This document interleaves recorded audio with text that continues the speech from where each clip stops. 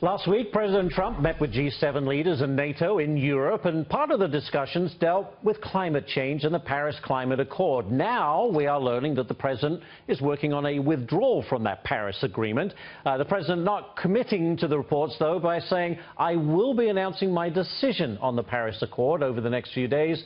Make America great again." So we'll have to wait and see exactly what he has in mind.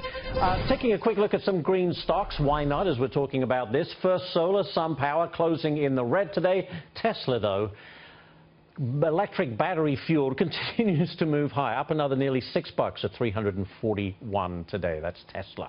Now, joining me is Competitive Enterprise Institute energy analyst Chris Horner. Chris, thanks so much for joining us. Okay, so President Trump has yet to actually tell us officially that the U.S. is getting out of the Paris Accord. If you believe the critics and all those people who are wringing their hands right now, you know, death is just around the corner, and Mar-a-Lago down in Florida is going to be underwater before you know it, right? Right, and I wouldn't waste time believing the critics. Remember, they haven't told you, many of them probably don't know, and the media outlets not telling you probably have never asked, that there's no projected climate impact from this treaty, which it is, in the name of climate change, catastrophic man-made climate change. It's not about climate.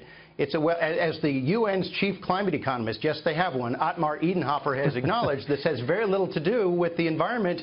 It's about de facto redistributing the world's wealth. I hope the president's advisors point him to Dr. Edenhofer's comments before he makes his final decision. It's not about the climate, and nobody claims it'll have a detectable impact on the climate. So our withdrawal, assuming he keeps his campaign promise, as opposed to sticking the bill on the people who got him in office, right, will have no detectable climate impact either. And you love this group, Chris, the liberal billionaires. I find that hysterical. Already fear-mongering. Billionaire environmentalist Tom Steyer saying, quote, "If Trump pulls the U.S. out of the Paris Agreement, he will be committing a traitorous act of war against the American people." My goodness, if people actually stop and read this and believe it, I mean, it really stirs up something that's, I mean, you know, we talk about Kathy Griffin and what she did, but this is just complete nonsense, isn't it? In fact, it's such nonsense, people might stop and ask, why would somebody be so extreme? Well, in this case, it might remind you that when you rob Peter to pay Paul, Paul's thrilled about it, and when you take those promises away, Paul gets very angry. A lot of people who've done very well off of this, who don't want the gravy train to end, no Mandarin wants the Mandarin to end, and they had set up an awful lot of schemes to cash in on this through passing through the costs, or like the founder of this movement, Enron, had planned all sorts of ration coupon trading, and they bought windmill companies and so on. There are a lot of people, as President Trump nailed it with the Washington Post editorial board, by the way, a lot of people are making a lot of money off this. He didn't say that as an inherently good thing. He was addressing the rent-seeking, and that's what these people are upset about. Their fortune may not come in. And, Chris, it's interesting. I think NPR had a headline that says, quoting a UN official saying that pulling out of the Paris climate deal will cost jobs. So it's even going to be a job killer. I mean, where does that come from? Maybe UN jobs. The State Department had a great diplomatic corps in line, and their budget cuts don't support that. Don't shed a tear for any job that doesn't disappears because of mandates, coercion, or wealth transfers, which is precisely what this is. Yeah. If you're economic, you'll do fine. If you provide reliable, abundant, affordable electricity, you'll do fine. Clearly, the ones planning on cashing in on this do not. I want to bring in another point here. Former Republican Speaker Newt Gingrich says that the Paris climate deal actually hurts poor developing countries that simply can't afford to enforce all of these environmental regulations. To me, that seems a good point. He's right.